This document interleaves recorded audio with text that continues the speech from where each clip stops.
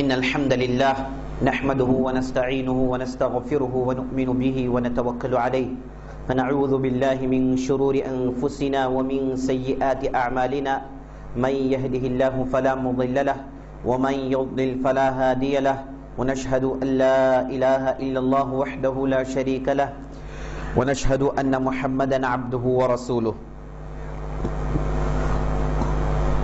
أما بعد فقال الله تبارك وتعالى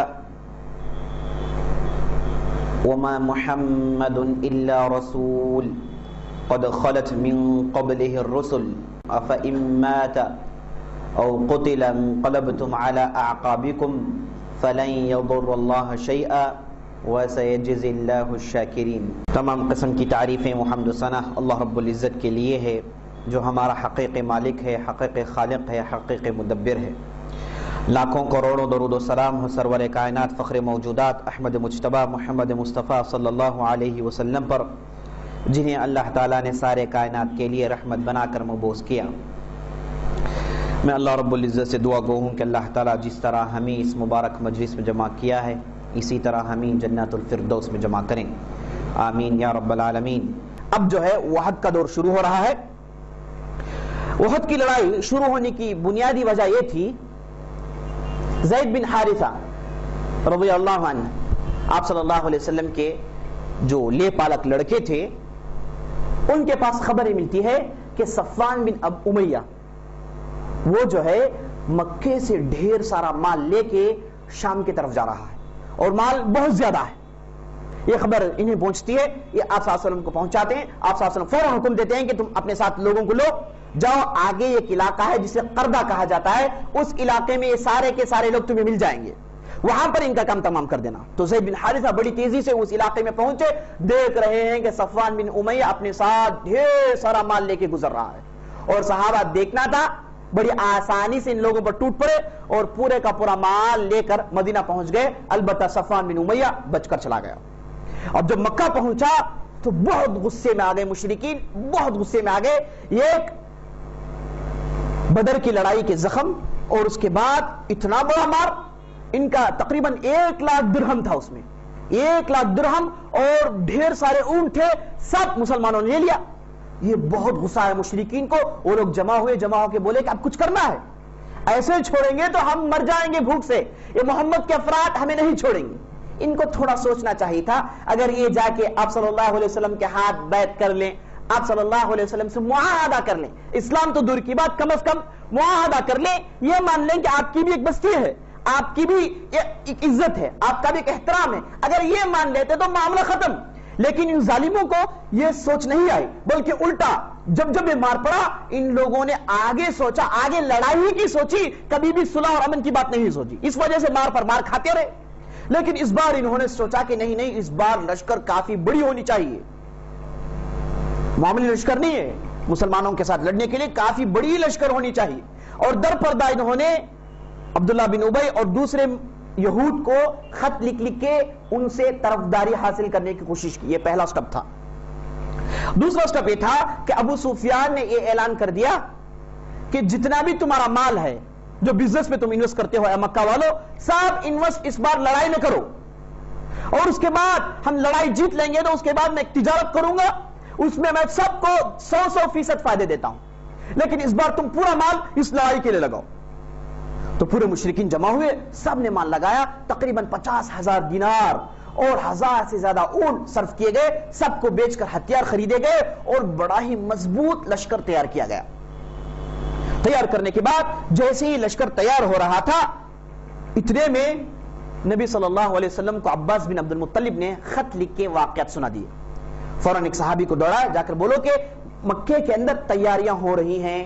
آپ صلی اللہ علیہ وسلم اس وقت قباء میں تھے، خط ملا، خط ابی بن کعب سے پڑھوائے تو معلوم ہوا کہ بڑے زور و شور کے ساتھ ایک لشکر تیار ہو رہا ہے، اور لشکر کے اتنے افراد ہیں۔ لشکر کا سپہ سالار ابو سفیان ہے، اور لشکر کا میمنہ کا ذمہ دار خالد بن ولید ہے، اور میسرہ کا ذمہ دار عکرمہ بن ابی جہل ہے، اور دوسرے بڑے بڑے سرغنے اور بڑی مضبوطی کے ساتھ تیاری ہو رہی ہے۔ اور اس کے بعد مشرکین نے یہ اعلان بھی کر رکھا ہے جتنے بھی قبائل ہیں سب آ جائیں، سب مل کے ہم لڑیں گے مسلمانوں پر، سب کے لیے ہم جھنڈے دیتے ہیں، سب اپنے اپنے جھنڈوں تلے جمع ہو جاؤ اور سب مل کے محمد صلی اللہ علیہ وسلم اور ان کے اصحاب پر حملہ کریں گے. یہ سب ہو رہا ہے. یہ لکھ کر عباس نے آپ صلی اللہ علیہ وسلم کو آگاہ کر دیا رضی اللہ عنہ اجمعین. تو آپ صلی اللہ علیہ وسلم قبا میں خط لیے تو فوراً سیدھا مدینہ پہنچے. پہنچنے کے بعد سب سے پہلا کام یہ کیا کہ 50 افراد کو بلا کر بولے کہ تم رات اور دن مدینے کی طرف گشت کرتے رہو, جو بھی خبر ملی فوراً پہنچا دینا. حملہ ہوا تو جان پر لڑ کے روکنے کی کوشش کرنا. 50 افراد کو آپ صلی اللہ علیہ وسلم نے مدینے کے آس پاس گشت کرنے کے لیے نکال دیا, پہلا سٹیپ. اس کے بعد دوسرا, آپ صلی اللہ علیہ وسلم جب بھی رہتے اپنے اصحاب کے ساتھ رہتے, جب بھی جا کے لیٹتے اپنے اصحاب کے ساتھ لیٹتے. 3-4 دن آپ صلی اللہ علیہ وسلم بہت بزی رہے اور اعلان کر دیے کہ لشکر کی تیاری ہونی چاہیے. بڑے بڑے افراد کو بلائے, بڑے بڑے صحابہ کو بلائے, بیٹھ کر مجلس شورا کرنے لگے. مجلس میں بیٹھے آپ صلی اللہ علیہ وسلم, تو مجلس میں بیٹھنے کے ساتھ ساتھ آپ صلی اللہ علیہ وسلم نے کہا کہ کل رات میں نے خواب دیکھا ہے, کل رات میں نے ایک خواب دیکھا ہے. دیکھ کے رہا ہوں کہ گائیں ہیں, بہت ساری گائیاں ہیں جنہیں ذبح کیا جا رہا ہے, اور میری تلوار ہے اور میری تلوار کے نوک کے پاس تھوڑی ٹیڑھی آ گئی ہے, اور اس کے بعد میں اپنے 2 ہاتھوں کو میرے ذہن میں ڈال چکا ہوں. یہ 3 چیزیں میں نے خواب میں دیکھی, اور اس کی تعویل یہ ہے کہ جو گائیاں ہیں اس سے مراد میرے اصحاب ہیں. میرے اصحاب میں سے ایک بہت بڑی تعداد قتل کر دیے جائیں گے, اور اس کے بعد تلوار میں جو ٹیڑھی ہے اس سے مراد میرے خاندان سے ایک فرد جو اہم ہوگا اس کا قتل ہوگا. اشارہ حمزہ بن عبد المطلب کی طرف. میرے خاندان میں سے ایک اہم فرد, اسے قتل کر دیا جائے گا. اور اس کے بعد زرہ میں ہاتھ ڈالنے سے مراد میں مدینے کے آس پاس رہ کے لڑائی لڑوں گا. یہ خواب سنائے. اس کے بعد آپ صلی اللہ علیہ وسلم نے مشورے کے لیے دروازے کھولے, صحابہ سے پوچھا کہ مشورہ دو.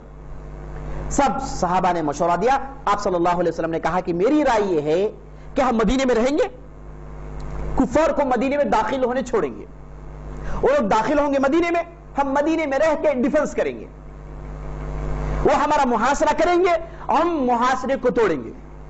اور اس کے بعد وہ جب مدینے کے سڑکوں میں جائیں گے, عورتیں اپنے اپنے گھروں سے ان پر اوپر سے پتھر برسائیں گے, سنگ باری کریں گے, ہم اوپر سے تیر چلائیں گے.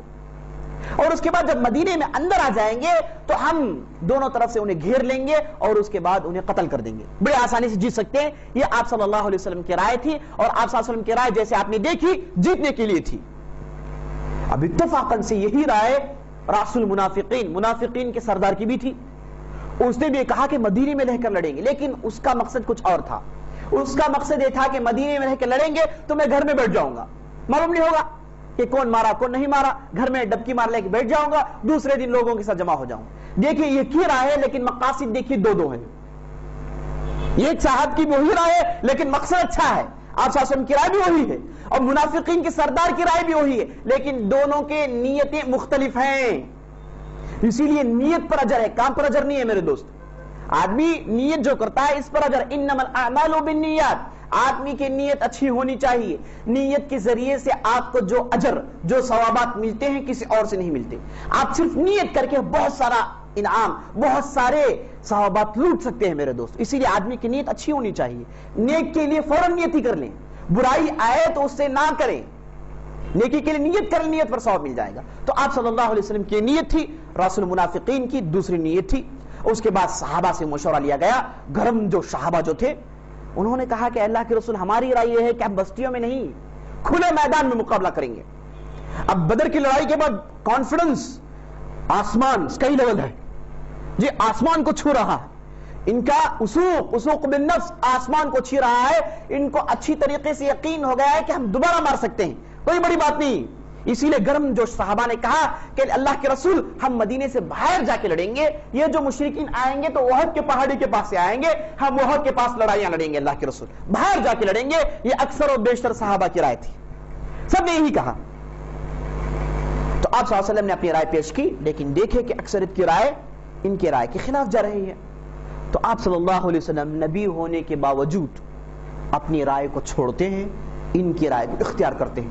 دیکھیں آپ صلی اللہ علیہ وسلم کتنے بہترین ایڈمنسٹریٹر تھے, اور لوگوں کے ذہنوں اور لوگوں کے دلوں کے ساتھ کتنا بہترین معاملہ کر رہے ہیں. دیکھیے اپنی رائے ہے اور بالکل صحیح رائے ہے, جانتے ہیں, لیکن جب اکثر لوگوں نے یہ رائے دی کہ ہم باہر جا کے لڑیں گے, اکثریت کی بات مان لیے اور اس کے بعد اس کے مطابق اعلان کر دیے کہ کل ہم عصر کے بعد بڑی تعداد لے کے مدینے سے باہر جائیں گے.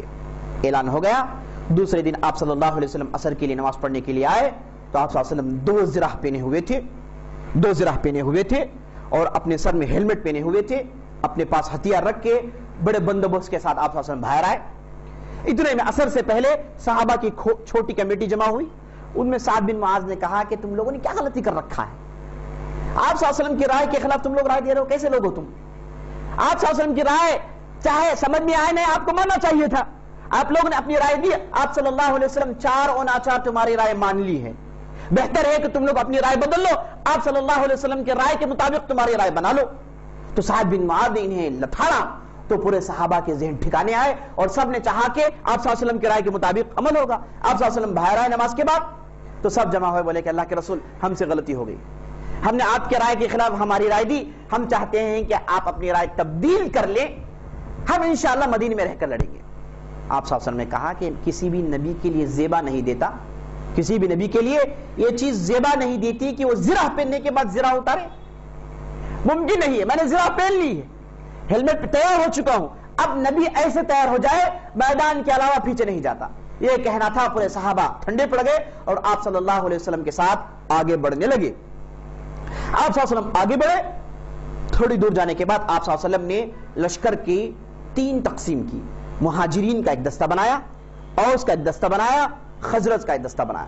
مہاجرین کے سردار مصعب بن عمیر کو بنایا، اوس کے سردار اسید بن حبیر کو بنایا اور خزرج کے سردار حباب بن منذر کو بنایا، حباب بن منذر کو بنایا۔ اس طریقے سے دستے کی تقسیم ہوئی اور اس کے بعد آپ صلی اللہ علیہ وسلم آگے بڑھے۔ تھوڑا آگے بڑھتے ہیں تو دیکھ یہ رہے ہیں کہ ایک بہت بڑی جماعت آ رہی ہے، سب ہتھیار سے لیس ہیں، سب کے پاس بہترین اسلحہ ہیں اور نئے اسلحہ ہیں، نئے ہتھیار ہیں، اور نوشا کی طرح پوری جماعت چمک رہی ہے۔ آپ صاحب نے پوچھا کہ یہ لوگ کون ہیں؟ بولے کہ بنو نذیر کے یہود ہیں، بنو نذیر کے یہود ہے۔ مقصد کیا ہے؟ آپ کے ساتھ مل کر لڑنا چاہتے ہیں۔ آپ صاحب نہیں رسک لینا نہیں ہے، یہ لوگ دکھیں گے ایسے لیکن میدان میں پھنسپا ہو جائیں گے۔ لیکن آپ صلی اللہ علیہ وسلم نے کہا کہ اہل کفر، اہل شرک کے خلاف ہم اہل کفر سے مدد نہیں لیتے۔ آپ صلی اللہ علیہ وسلم نے کہا اہل شرک کے خلاف ہم اہل کفر سے مدد نہیں لیتے، جبکہ آپ صلی اللہ علیہ وسلم سے دوسری روایتیں جس میں آپ صلی اللہ علیہ وسلم نے اہل کفر سے مدد لی ہے، یہودی بعض مرتبہ لڑاک کیے ہیں اور منافقین کی ایک تعداد ہے لشکر میں، لیکن آپ صلی اللہ علیہ وسلم چاہتے تھے کہ رسک نہ لیں، یہ لوگ آ جائیں گے پتہ نہیں بدل جائیں گے، ہو سکتا ہے الٹا ہم پر وار کرے، ممکن ہے نا، اپنے کھڑوڑی کو اپنے پیر میں کیوں مارے؟ اس لیے آپ صاحب نے کہا کہ نہیں نہیں تمہاری کوئی ضرورت نہیں، تم لوگ واپس لے جاؤ۔ یہودیوں کو آپ صاحب نے واپس کر دیا۔ اس کے بعد تھوڑا آگے بڑھے تم جو ہے ایک دوسرا مسئلہ پیش آیا۔ مسئلہ یہ تھا منافقین کا جو سردار تھا عبداللہ بن ابی اچانک بھدک اٹھا، جیسے ہاتھی اچانک پاگل ہو جاتا ہے ویسے پاگل ہو گیا، پاگل ہو کے بولا کہ میں اپنے لوگوں کو لے کے واپس جاتا ہوں۔ کیا جی کیا مسئلہ؟ تم لوگ میری بات نہیں مانتے، تم لوگ میری رائے کب بھائی نے کل مجلس میں رائے دیا، میری رائے نہیں مانے تم، یعنی بس کوئی بات کی بنیادی نہیں، چاہتا یہ تھا کہ مسلمانوں کے اندر کمزوری پیدا کرے، آئے لڑائی کے موقع پر تعداد لے کے نکل جائے تو مسلمانوں کے اندر ذوق پیدا ہوگا، ان کی ہمت پست ہو جائے گی، یہ چاہتا تھا۔ لیکن ظاہری طور پر یہ کہنے لگا کہ مسلمان ہماری رائے نہیں مانے، اس لیے مجھے پسند نہیں کہ تم لوگوں کے ساتھ لڑوں۔ یہ کہہ کے اس نے 300 کی تعداد لے کے چھٹکارا دکھایا۔ پہلے سے مسلمانوں کی تعداد 1000 کی تھی، اب 700 میں تبدیل ہو گئی۔ اب کفار کی تعداد میرے دوستو تقریباً 3000 کی ہے، بہت بڑی تعداد، آس پاس کے پورے قبائل کو جمع کیے تھے تو 3000 کی تعداد، انگنت اون، انگنت اسلحہ، انگنت ہتھیار، انگنت زرہوں کے ساتھ وہ لوگ میدان میں آئے۔ اب مسلمان پہلے سے 1000 ہے، ہتھیار کی کمی ہے، لوگوں کی کمی ہے، اب 300 کی تعداد جانا تھا۔ بعض صحابہ کے اندر کچھ ضعف پیدا ہوا، لیکن آپ صلی اللہ علیہ وسلم نے جوش بھری تقریریں کی، ان کے اندر روح پھونکی تو دوبارہ اٹھ کے کھڑے ہوئے۔ اس کے بعد آپ صلی اللہ علیہ وسلم جب جا رہے تھے، نوجوانوں کی گروپ آئی، اس میں عبداللہ بن عمر ہیں، اس میں دوسرے صحابہ ہیں جن کی عمریں 14-15 سال کی ہیں، چھوٹے چھوٹے بچے ہیں، سب آ کے آپ صلی اللہ علیہ وسلم کے پاس اونچے ہو کے کھڑ گئے، پیروں کے بل کھڑ کے اونچے ہو کے کھڑے، بولے کہ اللہ کے رسول ہم بھی جو ہے ہائٹ میں تقریباً یہ صحابہ کے مقابلہ کرتے ہیں، آپ ہمیں بھی لے کر چلیے، ہم بھی میدان میں آنا چاہتے ہیں۔ آپ صلی اللہ علیہ وسلم نے کہا کہ 15 سال سے چھوٹے ایلیجیبل نہیں ہے، کرائٹیریا نہیں ہے، 15 سال کے اوپر ہو تو ہم لیں گے، یہ ہمارا طریقہ ہے، تو جو بھی 15 سال کے نیچے ہے چاہے اونچے ہو کر دکھائے تب بھی ہم ان کو لے کر نہیں جائیں گے، اس لہٰذا تم لوگ واپس چلے جاؤ۔ اس پہ کون کون واپس ہو گیا؟ عبداللہ بن عمر ریجیکٹڈ، چھوٹے ہیں، زید بن ثابت ریجیکٹڈ، چھوٹے ہیں، اور اس کے بعد دوسرے اور ایک زید ہے وہ ریجیکٹ کر دیے گئے، عبداللہ، دوسرے عباس، یہ سب چھوٹے چھوٹے تھے، بڑے بڑے حضرات جو آگے بن کر بنے لیکن اس وقت چھوٹے تھے، ننھے منھے تھے، جن کے چہروں میں داڑیاں نہیں آئی تھی، ابھی مونچھیں نکل نہیں آئی، لیکن ایمان پہاڑ کے مانند جوش، جی جوش ہے کہ لڑنا چاہتے ہیں۔ آج کل کے نوجوان جیسے نہیں ہیں جی، آج کل کے نوجوان کیسے ہیں بھائی؟ فلاں چیز کے لیے بلاؤ تو ان کو بلاؤ، بھائی مجھے کی بلا رہے ہیں؟ وہ کام کے لیے ان کو بلاؤ نا، وہ مجھ سے اچھا کریں گے، میں کرنا نہیں چاہتا، میں پیچھے بیٹھنا چاہتا ہوں، محنتیں نہیں کرنا چاہتے۔ لیکن صحابہ دیکھیں ایسا جوش کہ میدان میں آنا چاہ رہے ہیں، میدان میں آنا چاہ رہے، لیکن آپ ساتھ ریجیکٹ کرتے جا رہے ہیں۔ لیکن ایک صحابہ کے لیے ہائی ریکمنڈیشنز آئے جن کا نام رافع بن خدیج تھا۔ بڑے بڑے صحابہ آ کر بولے کہ اللہ کے رسول رافع کو ساتھ لے لیجئے۔ بھائی کیا بھائی خوبی ہے؟ بہترین تیر باز ہیں، ایسا نشانہ مارتے ہی مس نہیں ہوتا، چوڑیا اڑا کے ماریے دور سے ماریں گے، بہترین پریکٹس ہے ان کا۔ اللہ کے رسول ان کو رد مت کیجئے، یہ لڑائی کی نوعیت ایسی ہے کہ ہم کو تیر بازوں کی ضرورت ہے، اور جو صحابی رائے دیے بہترین رائے دیے۔ تو آپ صلی اللہ علیہ وسلم نے رافع بن خدیج کو دیکھا، ان کی عمر ابھی 15 بھی نہیں ہوئی تھی، لیکن یہ خوبی ہونے کی وجہ سے بولے کہ سلیکٹڈ، آپ اندر آ جاؤ۔ یہ سننا تھا ایک دوسرے صحابی تھے جن کا نام سمورہ بن جندب، وہ بھی انہی کی عمر کے تھے۔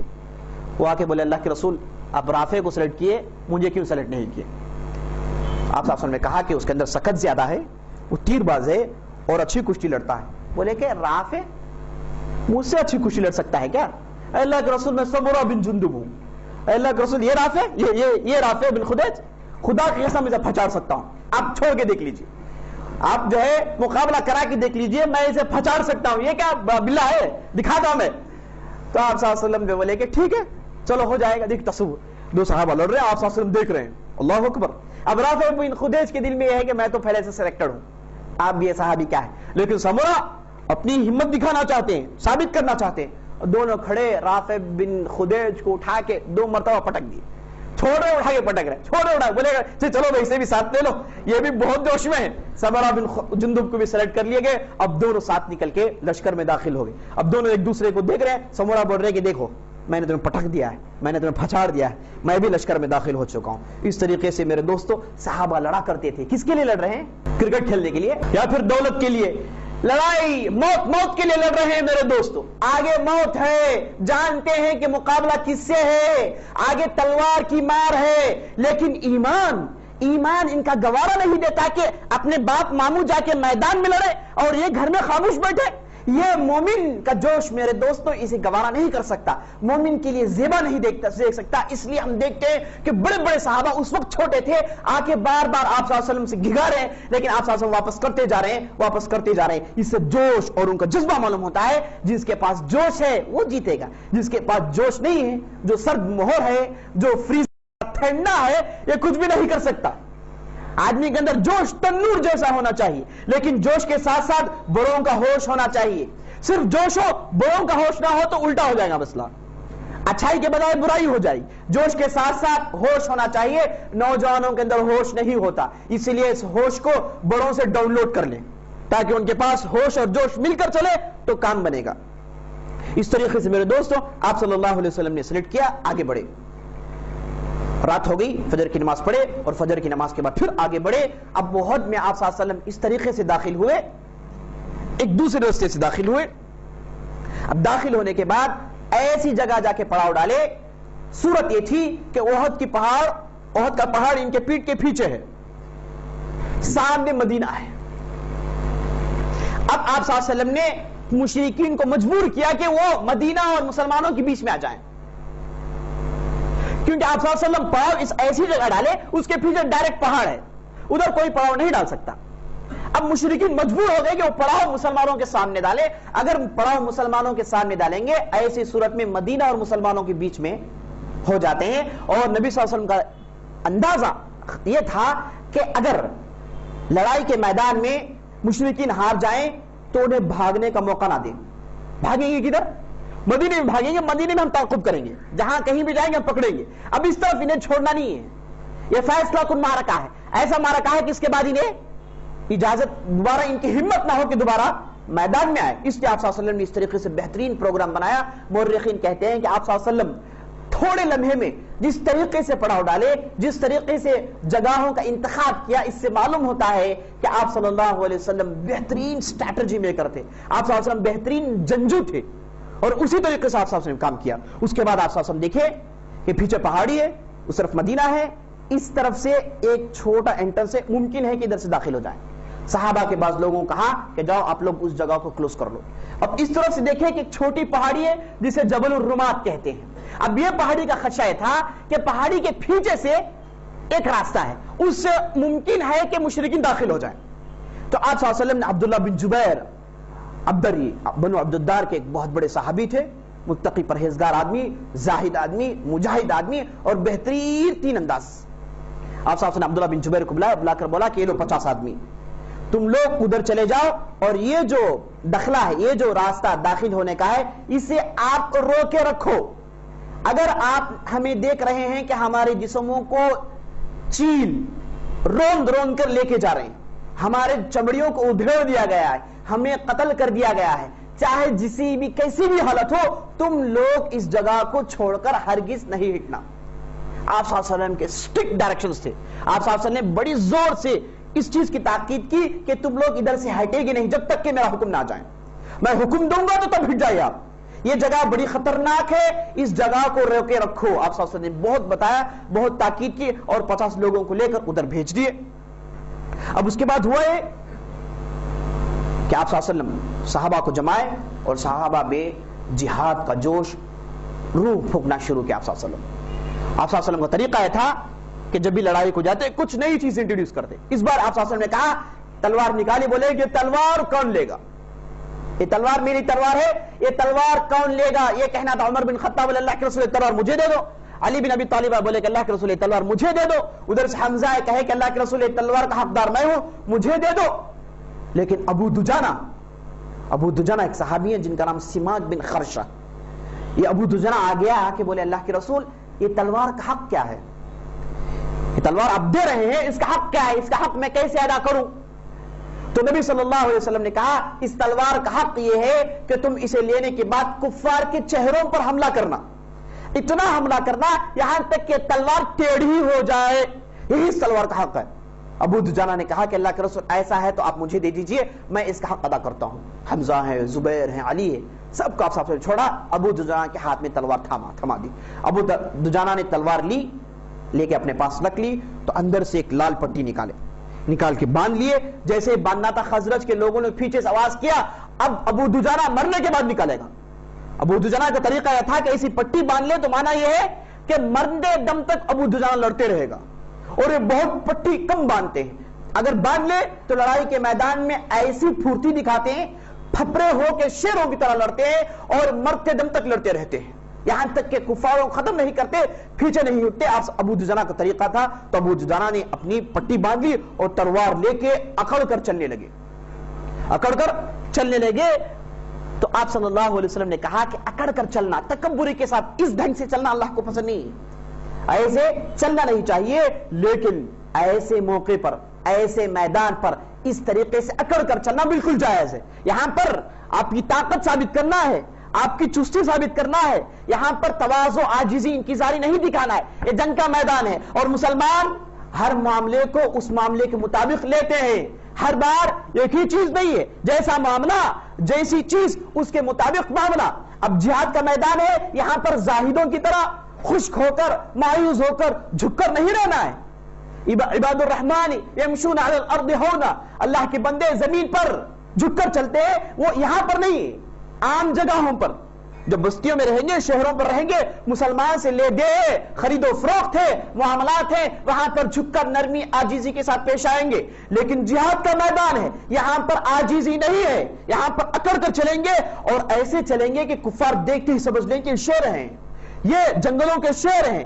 ایسی چستی اور ایسی پھرتی دکھانے کا موقع ہے، تو آپ صلی اللہ علیہ وسلم نے کہا کہ یہ ڈھنگ، یہ چال اللہ کو پسند نہیں ہے، لیکن اس جگہ ابو دجانہ بالکل ٹھیک کر رہے ہیں، یہ چال اللہ کو بہت پسند ہے۔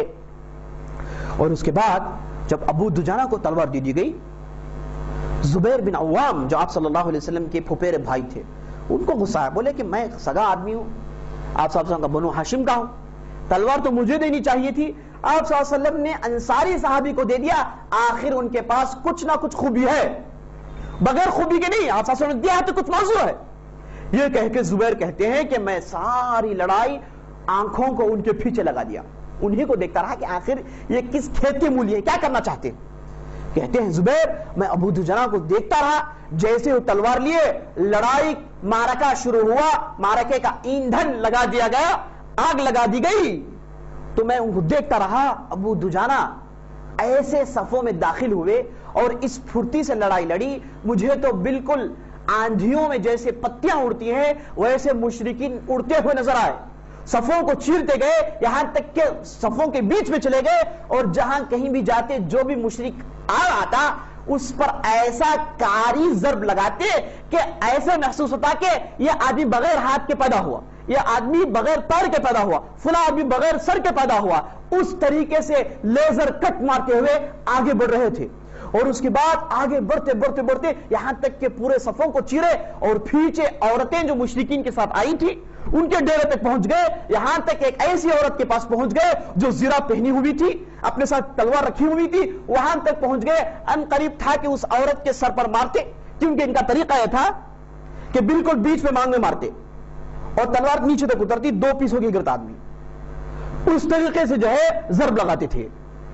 جیسے کوئی سامنے ہے وہ چاہے جو بھی کرے سیدھے اتار اسٹرائٹ اتارتے ہوئے جاتے، جو بھی آتا مارتے جاتے، لوگ 2 ٹکڑے ہو کے گرتے، کبھی سر کبھی پیر کبھی ہاتھ، اس طریقے سے انہوں نے ہنگامہ مچا دیا تھا۔ اور آگے بڑھے دیکھے کہ عورت کو مارنا اٹھائے تو اندر سے سسکیوں کی طوطیوں کی آواز آ رہی ہے، بولے کہ کوئی عورت ہے اس کے اندر، پوچھا کہ عورت ہے تو؟ اندر سے ہندا نے کہا کہ ہاں میں عورت ہوں۔ بولے کہ نبی صلی اللہ علیہ وسلم کی تلوار عورت کے لیے مناسب نہیں ہے، جاؤ میں تمہیں معاف کرتا ہوں۔ یہ کہے کہ ابو دجانہ پھر آئے اور پھر سب میں جا رہے ہیں۔ زبیر کہتے رہے کہ خدا کی قسم اگر مجھے تلوار دے دی جاتی تو میں اس کا حق ادا نہیں کرتا، جس طریقے سے ابو دجانہ نے اس کا حق ادا کیا ہے۔ تو واقعی ابو دجانہ اس تلوار کے حقدار تھے اور اللہ تعالیٰ نے ان کے ہاتھوں کئی مشرکین کو قتل کیا۔ اس طریقے سے میرے دوستو ابو دجانہ نے لڑائی کے میدان میں بہترین کارنامہ انجام دیا۔ ابھی لڑائی شروع نہیں ہوئی، چونکہ بات ابو دجانہ کی آ گئی تو میں نے بتا دیا۔ لڑائی شروع ہونے سے پہلے آپ صاحب نے پڑاؤ ڈال دیا، سامنے مشرکین آ کے پڑاؤ ڈال دیا، اب دونوں آمنے سامنے ہیں، دونوں ایک دوسرے کو دیکھ رہے ہیں۔ اتنے میں ابو سفیان جو بہترین سیاستدان تھا، سیاسی اصول اور اس کے چال بازیوں سے واقف تھا، اس نے اچانک مسلمانوں کے درمیان آ کر یہ کہا کہ ہمیں لڑائی محمد سے ہے، ہمیں لڑائی محمد سے ہے اور مدینہ والوں سے ہے، تم میں جو ہمارے چچیرے بھائی ہیں، تم میں سے بنو ہاشم ہے، تم میں سے بنو مخزوم ہے، بنو زہرا ہے، جو ہمارے چچیرے بھائی ہیں، ہم ان سے لڑنا نہیں چاہتے، ہم تم کو معاف کرتے، جو بھی اب نکل کے جانا تھا نکل جائے، ہم اسے نہیں لڑیں گے۔ یعنی چاہتا یہ تھا کہ مسلمانوں کے اندر 2 جماعتیں نکل جائیں، اور ایسے بہترین انداز سے باتیں کر رہا تھا کہ چاہتا تھا کہ صحابہ کے دلوں کو مول لے، لیکن صحابہ پہاڑ کے مانند تھے، ایسے چھوٹے موٹے وار اثر نہیں کرتے، جیسے پہاڑ کے اوپر آندھیاں چاہے جتنی بھی چلے پہاڑ اپنی جگہ چھوڑ کے ہٹ جاتا ہے، ممکن نہیں۔ صحابہ نے الٹ کر اسے گالیاں دی، بولے کہ بیوقوف سمجھ رکھا ہمیں، چل ادھر سے نکل، گالیاں دینے لگے، اور اس کے بعد ابو سفیان کو پیچھے دھکا دے کے ہٹا دیا گیا۔ اس کے بعد ابو سفیان گیا جا کے ایک صاحب جن کا نام ابو عامر الراہب تھا، ابو عامر الراہب کو بھیجا۔ یہ ابو عامر الراہب مشرکین نے نام رکھا تھا، مسلمانوں نے ابو عامر الفاسق نام رکھا تھا اس کا، کیونکہ انتہائی بدترین آدمی تھا۔ یہ نکل کر آیا، یہ نکل کر آ کے مختلف قسم کی باتیں کرنے لگا، چاہتا یہ تھا کہ مسلمانوں کے اندر اختلاف ڈال دیں، مختلف قسم کی باتیں کی اس نے، چاہ کے مسلمانوں کے اندر اختلاف ڈال دے، لیکن اس نے 1000 کوشش کی، یہ اختلاف نہیں ڈال سکا۔ اور یہ ابو عامر الفاسق جو تھا یہ حنظلہ رضی اللہ عنہ کا والد تھا، حنظلہ رضی اللہ عنہ جو آپ آگے ان کا واقعہ سنیں گے ان کا والد تھا، لیکن انتہائی بدترین کافر تھا۔ یہ 1000 کوشش کیا، اس کے باوجود کامیاب نہیں ہو سکا۔ اس کے بعد واپس چلے گئے، اس کے بعد آپس آمنے سامنے مقابلہ ہوا۔ مشرکین میں سے ایک صاحب نکلا، ایک مشرک نکلا جس کا نام طلحہ بن ابی طلحہ تھا، یہ آگے آیا اور دعوت مباشرت دی، بولے کہ ہے کوئی مجھ سے لڑنے والا، لیکن یہ دیو ہیکل آدمی تھا، اس لیے بعض مسلمان تھوڑی دیر کے لیے رک کر سوچنے لگے، لیکن زبیر بن عوام جو وقت کے طاق میں تھے، میرے دوستوں بدر کے میدان میں جنہوں نے کارنامے انجام دیے وہ لوگ دوسرے ہیں، احد کے میدان میں کارنامہ انجام دینے والے دوسرے ہیں، اب نئی نئی شخصیت آگے آ رہی ہیں۔ اب زبیر بن عوام جب دیکھے کہ یہ آ کے کھلم کھلم مبازرت دے رہا ہے اور مسلمان کوئی آگے نہیں بڑھ رہا ہے، تو اتنی تیزی سے نکلے صفوں سے اور اتنی چستی سے نکلے، ایسی پھرتی لگائی اور ایسا چھلان لگایا، چھلان لگا کے وہ ظالم کے گھوڑے کے اس کے پیچھے بڑھ گئے اور اس کے بعد اسے پکڑ کے گھوڑے سے کود کر نیچے گرے، اور چونکہ پکڑے ایسے تھے کہ وہ ظالم بچ نہیں پاتا تھا، چاقو نکالے ذبح کر دیے، چاقو نکالے اسے ذبح کر دیے، بری تیزی سے آنن فانن اس مشرک کو ختم کر دیے۔ آپ صلی اللہ علیہ وسلم نے چستی دیکھی تو آپ صلی اللہ علیہ وسلم نے کہا ہر نبی کے لیے حوارین ہوتے ہیں، ہر نبی کے لیے حوارین ہوتے ہیں، اور میرے حواری زبیر بن عوام ہے۔ تو زبیر بن عوام کو آپ صلی اللہ علیہ وسلم نے اتنا بڑا لقب دیا اور اس کے بعد لڑائی شروع ہوئی۔ لیکن میرے دوستوں، مشرکین کی طرف سے ابو سفیان نے پہلے سے بنو عبد الدار کو للکار دیا۔ وہ لوگ چونکہ بدر کے میدان میں آئے، انہوں نے جو جھنڈا پکڑ رکھا تھا جھنڈا سنبھال نہیں سکے، جھنڈا انہوں نے چھوڑ دیا تھا، تو ابو سفیان الٹا آ کے ان کو للکارنے لگا، کہا کہ اگر تم لوگ جھنڈا پکڑ کے اس کا حق ادا نہیں کر سکتے تو جھنڈا چھوڑ دو، میں کسی کا اور کا انتظام کر لوں گا، تم لوگ جھنڈا پکڑتے ہو چھوڑ دیتے ہو۔ تو بنو عبد الدار کے نوجوانوں نے قسم کھائی، پورے مشرکین تھے، پورے کفار تھے، انہوں نے قسم کھائی کہ اس لڑائی میں ہم جھنڈا نہیں چھوڑیں گے۔ اور میرے دوستو، ان لوگوں نے میدان میں ایسی پامردگی دکھائی اور ایسی لڑائی لڑی جو 10 لوگ قتل کر دیے گئے، 10 لوگ مر گئے، لیکن جھنڈا گرنے نہیں دیے۔ ایک مر رہا ہے دوسرا آ رہا ہے، ایک مر رہا ہے دوسرا آ رہا ہے، یہ مشرکین کی طرف سے بہترین طاقت کا مظاہرہ تھا، لیکن مسلمانوں نے نہیں چھوڑا، 10 لوگوں کو بھی قتل کیا، یہاں تک کہ جھنڈے کو گرانے پر مجبور کر دیے۔ اب یہ جو 10 لوگ آئے، ان میں سے ایک آدمی آیا، دوسرا یا پھر تیسرا تھا، جب وہ جھنڈا پکڑا تو حمزہ سے مقابلہ ہو گیا۔ حمزہ نے ایسا ضرب لگایا، اس کے دل کے 2 ٹکڑے ہو گئے، ایسا ضرب لگایا کہ تلوار اندر تک پہنچی، دل کے 2 ٹکڑے ہو گئے، جسم کے 2 ٹکڑے ہو، جسے دیکھ کر مشرکین کے دل ہل گئے۔ اس طریقے سے میرے دوستوں لڑائی شروع ہوئی، بنو عبد الدار کے لوگوں نے بہترین پامردگی دکھائی۔ اب اس لڑائی میں حمزہ کافی چاق و چوبند سے لڑے، تباہی مچا رکھی تھی، جہاں کہیں بھی جاتے صفوں کے صف الٹ دیتے، انتہائی پامردگی کے ساتھ گھمسان کی لڑائی لڑائی اور لوگوں کو خاک و خون میں لوٹاتے رہے اور ایسے کاری ضرب لگاتے رہے کہ کوئی ان کے سامنے مقابلہ کر نہیں پا رہا تھا۔ لیکن بدر کے میدان میں حمزہ نے طعیمہ بن عدی نامی ایک قریش کے سردار کو قتل کیا تھا۔ یہ طعیمہ بن عدی کا ایک بھتیجا تھا جس کا نام جبیر بن مطعم۔ اس نے چاہا کہ بدلہ لے، اسی لیے اس نے غلام کو خریدا جس کا نام وحشی تھا۔ یہ شروع میں کافر تھے، بعد میں مسلمان ہو گئے، تو وحشی کو خریدا اور وحشی سے کہا گیا کہ میدان میں نہیں جائے گا، تو تیرا کام یہ ہے کہ لڑائی شروع ہونے کے بعد میدان میں جائے گا اور صرف تیرا ٹارگٹ حمزہ ہوں گے، حمزہ کو قتل کرے گا، واپس آ جائے گا اور تیرے لیے اتنا سارا مال ہے۔ تو وحشی میدان میں آئے تھے پیسوں کے لیے، سیدھے میدان میں داخل ہوئے اور حمزہ کو تاک کر دیکھنے لگے، دیکھتے رہے اور معلوم ہے کہ حمزہ ایکسپشنل ہے اور اس کے بعد ان کے خاص آئیڈینٹی ہے، کیا ہے؟ شتر مرغ کپڑا لے کے لڑتے ہیں اور ایسے پھرتی لگاتے ہیں جہاں کہیں بھی گئے مشرکین، کسی کا پیر اڑ رہا ہے، کسی کا سر اڑ رہا ہے، کسی کی انگلیاں اڑ رہی ہیں، جہاں کہیں بھی گئے تباہی مچا دی، ایسی جان بازی دکھائی کہ سب دیکھتے رہ گئے۔ تو وحشی ان کا تاک لگا کے ان کو دیکھتا رہا اور چٹان کے پیچھے چھپا رہا، یہاں تک وحشی خود آگے چل کر کہتے ہیں کہ میں دیکھتا رہا یہاں تک کہ حمزہ کے قریب چلا گیا، اتنے میں دیکھتا ہوں کہ مجھ سے پہلے ایک مشرک جس کا نام ابن عبد العزہ تھا وہ حمزہ کے قریب چلا گیا، تو حمزہ نے اسے ایسا ضرب لگایا جو میرے آنکھوں میں اب تک ہے، ایسا ضرب لگائے، سر کو ایسے مار گرائے کہ ایسے محسوس ہونے لگا گویا کہ یہ آدمی بغیر سر کے پیدا ہوا، اتنی تیزی سے ضرب لگائے اور سر اڑا دیے۔ تو وحشی ان کو دیکھ رہا تھا، جب حمزہ پلٹے تو اس نے اپنے نیزے سے بہت تیزی سے وار کیا اور یہ نیزہ برق رفتاری سے سیدھے حمزہ کے ناف کے نیچے داخل ہو گیا اور پیچھے سے نکل گیا، اور حمزہ تھوڑی دیر کے لڑتے رہے، اس کے بعد لقمے اجل ہو گئے، بیعت اجل کو لبیک کہے، شہید ہو کے اسی طرف حمزہ گر گئے۔ اور حمزہ رضی اللہ عنہ کا لقب میرے دوستوں اسد اللہ، آپ صلی اللہ علیہ وسلم کے شیر۔ اس طریقے سے وحشی نے حمزہ رضی اللہ عنہ کو مار گرایا۔ اللہ کی مرضی تھی، اللہ نے چاہا کہ حمزہ کے لیے بہترین دور دیں اور ان کے وہ کارناموں کے لیے اللہ نے چاہا کہ دنیا میں یہ آدمی اور کیا کرے گا، اس نے تو بہت سارے کارنامے دے دی، اس کے لیے تو جنت انتظار کر رہی ہے، تو اس لیے اللہ تعالیٰ نے احد کے میدان میں ان کے لیے جنت مقرر کر دیا۔ اور حمزہ رضی اللہ عنہ ایسی پامردگی سے لڑنے کے بعد کہا جاتا ہے کہ احد کے میدان میں انہوں نے 30 مشرکین کو مارا، ایک نہیں دو نہیں 30 مشرکین کو مارا. اتنا بڑا کارنامہ انجام دینے کے بعد وفات پا گئے اور آپ صلی اللہ علیہ وسلم کو ایک لمبی مدت تک اس کا غم رہا کہ حمزہ چلے گئے. اگر حمزہ ہوتے تو بہت کچھ ہوتا تھا. رضی اللہ عنہ رحمت اللہ علیہ رحمہ اللہ رحمتا واسعہ. حمزہ بہت یاد کرتے رہے. ابھی آپ آگے واقعہ سنیں گے. اس طریقے سے میرے دوستو حمزہ رضی اللہ عنہ قتل کر دیا گیا. اور اسی لڑائی میں حنظلہ آئے تھے. حنظلہ وہ صحابی ہیں جن کے تعلق سے آپ نے سنا ابو عامر الفاسق کے بیٹے تھے, لیکن یہ انتہائی بڑے مومن تھے.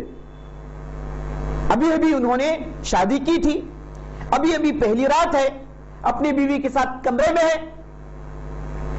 ابھی شادی ہوئی تھی, ابھی اپنی بیوی کے ساتھ نوشوں کے لباس میں اور وہ عارضوں کے لباس میں ان کی بیوی ہے. بھی گھر میں داخل ہوئے, اتنے میں رسول اللہ کا منادی یہ ندا لگانے لگا, اے مسلمانوں نکلو, اب اللہ کے راہ میں نکلنا ہے, اب دنیا کے خواہشوں کو چھوڑو, اب جنت تمہارا انتظار کر رہی ہے. یہ دنیا کے آلائشوں, دنیا کے ستائشوں میں کیا کر رہے ہو تم لوگ؟ نکل آؤ اللہ کے لیے, اللہ کے لیے نکل آؤ. اب تمہاری جانوں کی ضرورت ہے, اب گھروں میں بیٹھنا نہیں ہے, اب جہاد فرض عین ہے. آپ صلی اللہ علیہ وسلم نے ندا لگائی ہے, آپ صلی اللہ علیہ وسلم نے حکم دیا ہے. بدر جیسا معاملہ نہیں ہے کہ جو چاہے نکلے, اب فرض العین ہے, ہر آدمی کو نکلنا ہے کیونکہ مدینے پر حملہ ہو رہا ہے. تو یہ سننا تھا. صحابہ چونٹیوں کے مانند اپنے گھروں سے نکلے. کوئی کھا رہا تھا تو کھانے کو چھوڑ دیا, کوئی پہن رہا تھا تو پہننے کو چھوڑ دیا, کوئی سونے جا رہا تھا تو نیند کو چھوڑ دیا. اب یہ صحابی نے تو عمدہ مثال دکھائی. ایسی مثال جب بھی تاریخ کے لوگ پڑھتے رہیں گے, قیامت تک کے لوگ پڑھتے رہیں گے, وہ دنگ ہو کر پڑھیں گے, دنگ ہو کے ان کے ایمان کی گواہی دیں گے, ایسی گواہی دیں گے. اور جب بھی پڑھیں گے ان کے جسم کے رگ اٹھ کھڑے ہوں گے, رونگٹے کھڑے ہو جائیں گے, اور ان کے دل میں ایمان تازہ ہو جائے گا. یہی حنظلہ تھے میرے دوستو.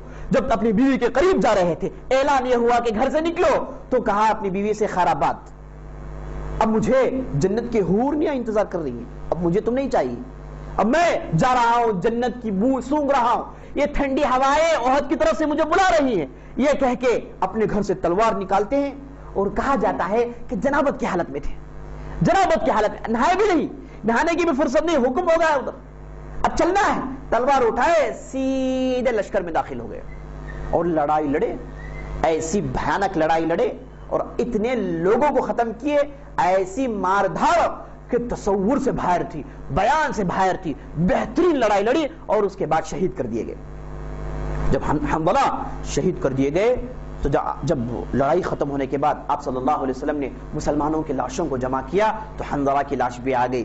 تو آپ صلی اللہ علیہ وسلم نے حنظلہ کی لاش کو دیکھ کر کہا, اے لوگوں سے چھوڑ دو, یہ آدمی کا معاملہ کچھ الگ ہے, اسے ملائکہ نہلا رہے ہیں, اسے اٹھانے کے لیے نہلانے کے لیے ملائکہ آئے ہیں, یہ جنابت کی حالت میں ہے, اس کا معاملہ کچھ الگ ہے, یہ حنظلہ ہے. اور یہی حنظلہ کے تعلق سے آتا ہے میرے دوستوں. یہ کبھی کبھار مدینے کے سڑکوں میں نکلتے, کہتے نافق حنظلہ, حنظلہ تو منافق ہو گیا ہے, حنظلہ تو منافق ہو گیا ہے. حنظلہ اپنے تعلق سے کہہ رہے ہیں, سڑکوں میں کہتے ہوئے نکلتے, راستے میں ابو بکر سے ملاقات ہوتی, ابو بکر صدیق رضی اللہ عنہ پوچھتے کہ حنظلہ میرے بھائی معاملہ کیا ہے, تم تو منافق نہیں ہو, میں جانتا ہوں تم منافق نہیں ہو, آخر یہ نفاق کا للکار کس لیے؟ تو حنظلہ کہتے ہیں ابو بکر صدیق معاملات کچھ الگ ہیں, سنگین معاملات ہیں. میں نبی صلی اللہ علیہ وسلم کی مجلس میں ہوتا ہوں تو میرا ایمان اونچا ہوتا ہے, میں جنت کو دیکھتا ہوں, دوزخ کو دیکھتا ہوں, لیکن جب واپس گھر چلے جاتا ہوں, بیوی بچوں کے ساتھ بیٹھتا اٹھتا ہوں, ایسی حالت ہو جاتی ہے کہ میں بچوں میں گھل مل کے آخرت بھول جاتا ہوں. یہ نارمل آدمی ایسے ہوتا ہے, لیکن حنظلہ کہتے ہیں کہ منافقت ہے, ایسا ہونا نہیں چاہیے. جیسے اس مجلس میں تھا ہر وقت ایسے ہونا چاہیے, یہ سوچ تھی, ایسے تھے میرے صحابہ. تو جب ابو بکر صدیق کہتے ہیں کہ اگر ایسا معاملہ ہے, ایسے معاملے کرنے سے آدمی منافق ہو جائے گا, تو میں منافق ہوں, میں بھی منافق ہوں. چلو بارگاہ نبوی میں جاتے ہیں, عدالت میں جاتے ہیں, فیصلہ سنتے ہیں. نبی صلی اللہ علیہ وسلم پاس جاتے ہیں, کہتے ہیں کہ اللہ کے رسول یہ ماجرا ہے, میں سمجھتا ہوں کہ اللہ کے رسول منافقت ہے. آپ صلی اللہ علیہ وسلم کہتے ہیں کہ اے حنظلہ تجھے کیا ہو گیا ہے, اگر تیرا ایمان وہی درجے پر رہے تو یاد رکھ لینا ملائکہ تجھ سے روزانہ مصافحہ کریں گے. ملائکہ تجھے جیسے ہم لوگوں سے مصافحہ کرتے ہیں بازار میں, سڑکوں میں, ایسے ملائکہ تجھ سے مصافحہ کریں گے. لیکن تو انسان ہے, تیرے اندر خون ہے, گوشت لوتھڑے سے تو بنا ہے, تیرے اندر کبھی چڑھے گا ایمان, کبھی اترے گا ایمان. ایمان چڑھنا اترنا, ایمان کا فلیکچویشن ہونا یہ ضروری ہے, انسانوں کے ساتھ یہی ہوتا ہے. اے حنظلہ یاد رکھ لینا، ساعتن فساع، کبھی ایمان اونچا ہوتا ہے، کبھی ایمان نیچے گر جاتا ہے۔ اونچا ہو تو نعمت ہے، نیچے گر جائے تو اونچا کرنے کی کوشش کرو، اونچا کرنے کی کوشش کرو، دینی مجالس میں آؤ، دینی باتیں سنو، اپنے ایمان کو بوسٹ کرو، اپنے ایمان کو چڑھاؤ۔ تو یہی حنظلہ ہے میرے دوست، انتہائی بہترین مومن تھے، لیکن جب جنگ کے میدان میں آئے، جنابت کی حالت میں آئے، فرشتوں نے انہیں نہلایا، فرشتوں نے انہیں اٹھا کر لے گئے، اور جنازے میں فرشتے تھے میرے دوستو۔ یہ بہت بڑا اعزاز ہے، اور آپ صلی اللہ علیہ وسلم کی زبانی یہ اعزاز، یہ انعام جب صحابہ سنے، سب صحابہ نے کہا اے کاش میں ہوتا حنظلہ، اے کاش حنظلہ کی جگہ میں ہوتا، اے کاش مجھے دفن کیا جاتا، اے کاش میں جنابت کی حالت میں ہوتا۔ ایسے ہوا کرتے تھے میرے صحابہ، ایسے ہوا کرتے تھے میرے دوستو صحابہ۔ ہم میں سے کوئی ایسا ہے؟ کیا ہم لوگ ایمان پیدا کر سکتے ہیں؟ کیا ہمارے اندر یہ سکت پیدا ہو سکتی ہے؟ یاد رکھ لیجیے، اگر یہ ہم پیدا کر لیں، یہ چیز ہمارے اندر آ جائیں، تو دنیا کا کوئی مائی کا لال ایسا نہیں جو ہمارا مقابلہ کر سکے۔ یہ ایمان میرے دوستو، یہ ایمان ہی سب کچھ ہے، یہ ایمان ہی سب کچھ ہے۔ آدمی کے دل میں بھروسہ، جنت دیکھیں آپ، جنت آپ کے آنکھوں میں نظر آئے، یہ ایمان اگر پیدا کر سکتے ہیں تو یاد رکھ لیجئے ساری دنیا ہمارے قدموں تلے۔ آج فلسطین کے تعلق سے آپ سنتے ہیں، شام کے تعلق سے آپ سنتے ہیں، عراق کے تعلق سے ہم سنتے ہیں، تو دل پھوڑا بن جاتا ہے، جسم میرے دوستو ایسے محسوس ہوتا ہے کہ جسم میں سے چمڑی ادھیڑ دی گئی ہے، چھین کر نکال دی گئی ہے، جسم کے خون نکال دیے گئے ہیں۔ جب ہم دیکھتے ہیں کہ بچوں کو مارا جا رہا ہے، جب ہم دیکھتے ہیں کہ بوڑھوں کو مارا جا رہا ہے، یہ ظالم اسرائیل کسی کے اندر تفریق نہیں کرتا، یہ بیٹھ کر ظلم کر رہا ہے، اور ساری دنیا کے لوگ اس کی ظلم کی طرفداری کر رہے ہیں، اور اس کے بعد یہ نکمے کھجور کھانے والے اے عرب خاموش ہیں، کوئی زبان کھول نہیں رہا۔ میرے دوستو یہ ایمان کا آخری درجہ ہے، بلکہ میں کہوں گا کہ بہت بڑی منافقین کی تعداد ہمارے درمیان ہونے کی وجہ سے یہ ضرب ہم پر پڑ رہی ہے۔ میرے دوستو ایمان واپس پیدا کرنا ہے، میرے دوستو ایمان کے لیے عرب ہونا ضروری نہیں ہے، میرے دوستو ایمان کے لیے فارسیوان ہونا ضروری نہیں ہے، میرے دوستو ایمان ہونے کے لیے آپ فلاں زبان بولنے والے، فلاں علاقے میں بولنے والے ضروری نہیں ہے۔ ایمان کے لیے دل تازہ ہونا چاہیے، ایمان کے لیے دل مردوں والا ہونا چاہیے، ایمان کے لیے دل مضبوط ہونا چاہیے، چاہے آپ ہوائی اعلان میں ہو، چاہے آپ دور انڈمان نکوبار میں ہو، اگر آپ یہ ایمان پیدا کر سکتے ہیں تو آپ کے لیے اللہ مدد کرے گا، آپ کے لیے فرشتے نازل ہوں گے، آپ کے لیے مدد کرنے کے لیے فرشتے آئیں گے میرے دوستو۔ یہ ایمان کی ضرورت ہے، یہ ایمان کی خامی ہے جس کی وجہ سے پریشانیاں ہیں۔ دعا کیجئے کہ اللہ تعالی ہم اور آپ کے ایمان کو بڑھاتا رہے، جب بھی قرآن سنیں ہمارا ایمان بڑھے، جب بھی احادیث سنیں ہمارا ایمان بڑھے، ایسے واقعات سنیں تو دل سے روئیں، کہے کہ اے کاش میں اس جگہ ہوتا، اے کاش مجھے مرتبہ ملتا۔ یہ مومن یہ سوچتا ہے میرے دوستو، مومن کا دل میرے دوستو زندہ ہوتا ہے، وہ مردہ نہیں ہوتا، اس کا دل زندہ ہوتا ہے، اگرچہ کہ جسم دبلا پتلا ہو، اگرچہ کہ جسم میں ہڈیاں ہو، لیکن دل میرے دوستو اسی کو اللہ دیکھتا ہے۔ ان اللہ لا ينظر الى اجسامکم ولكن ينظر الى قلوبکم۔ اللہ تعالیٰ آپ کے جسموں کو، آپ کے کپڑوں کو، آپ کی عمر کو، آپ کے فلاں چیز کو نہیں دیکھتا، بلکہ اللہ تعالیٰ آپ کے دل کو دیکھتا ہے، اور اللہ تعالیٰ دل کو پسند کرتا ہے۔ یہ دل درست ہو جائے پورے معاملات درست ہیں۔ یہ ایمان رہنے کی جگہ دل ہے میرے دوستو۔ ایمان تازہ کرنے کے لیے ہم کو کوششیں کرنی چاہیے، صرف رمضان میں نہیں، رمضان میں آئے بیانات سنے واقعات نہیں، مومن ایسا نہیں ہوتا۔ مومن سارا سال اس کے لیے رمضان ہوتا ہے، سال بھر اللہ کو خوش کرنے کی کوشش کرتا ہے، اور یہ دنیا کو یہ ٹیمپروری ٹھکانہ سمجھتا ہے، دنیا کو امتحان خانہ سمجھتا ہے، دنیا سے دل نہیں جوڑتا، بلکہ آخرت اسے نظر آتی ہے، جنت میں جانا چاہتا ہے، جنت کی یادیں اور جنت کے دل فریب مناظر دیکھنے کے لیے یہ تڑپتا ہے، بدکتا ہے میرے دوستو۔ مومن کو ایسے ہی ہونا چاہیے۔ اللہ سے دعا کیجئے کہ اللہ تعالی ہم اور آپ کے دل میں ایمان کو کوٹ کوٹ کر بھر دے، اور ہمیں ان لوگوں میں سے شمار کر دے جنہیں اللہ تعالی بغیر حساب کتاب کے جنت میں داخل کرتا ہے۔ آمین یا رب العالمین۔ اسی سے اپنی بات ختم کرتا ہوں۔ اللہ تعالیٰ سے دعا کرتا ہوں کہ اللہ تعالیٰ نے ہم جو بھی کہا، جو بھی سنا ہے، اس کے مطابق عمل کرنے کی توفیق بخشے۔ سبحان ربک رب العزۃ عما یصفون وسلام علی المرسلین والحمد للہ رب العالمین۔